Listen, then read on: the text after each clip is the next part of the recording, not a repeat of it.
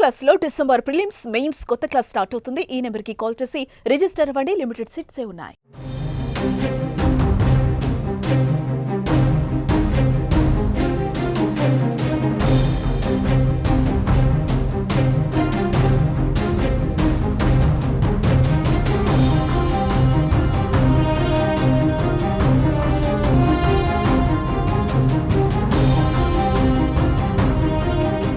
కామారెడ్డి జిల్లాలో SI lady constable computer operator death కేసులో mystery వీయటం లేదు.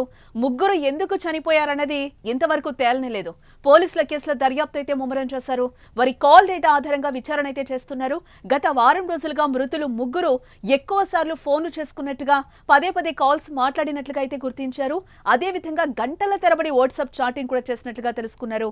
చనిపోయే ముందు కూడా ముగ్గురు ఒకే కారులో అడ్లూరు ఎల్లారెడ్డి చెరువు దగ్గరకు వచ్చినట్లుగా పోలీసుల విచారణలో అయితే బయటపడింది. ఫోన్ లో వారి మధ్య జరిగిన సంభాషణ ఆధారంగా కేసు చిక్కుముడిని విప్పేందుకు పోలీసులు అయితే ప్రయత్నిస్తున్నారు.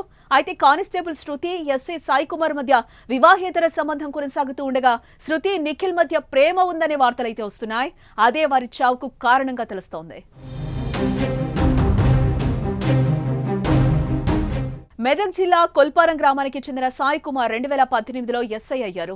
ప్రస్తుతం బిక్కనూరు ఎస్ఐగా ఉన్న సాయి కుమార్ గతంలో సిద్దిపేట జిల్లా చిల్లకోడూరు మండలం, కామారెడ్డి జిల్లా బాన్సువాడ మండలం బీబీపేట పోలీస్ స్టేషన్లో ఎస్ఐగా పనిచేశారు.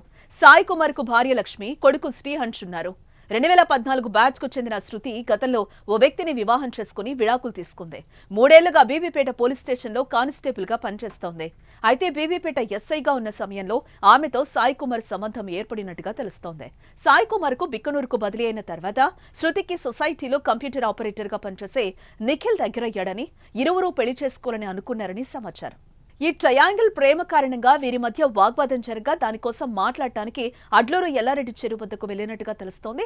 అక్కడ జరిగిన గొడవలో భాగంగా శృతి క్షణికావేశంలో దూకే ప్రయత్నం చేయగా సాయి కుమార్, నిఖిల్ ఆమెను కాపాడే క్రమంలో చెరువులోకి దూకి పిచ్చి మొక్కలు, నాచుతీగల మధ్య చిక్కుకుపోయి ఊపిరాడక ప్రాణాలు కోల్పోయి ఉంటారని భావిస్తున్నారు.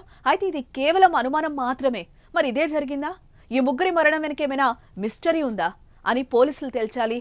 ఎవరైనా వీళ్ళని చెరువు దగ్గరకు పిలిపించి బ్లాక్మెయిల్ చేశారా, లేక చనిపోయిన ముగ్గురులోనే వివాదం జరిగిందా అనేది ఇంకా తెలియాల్సి ఉంది.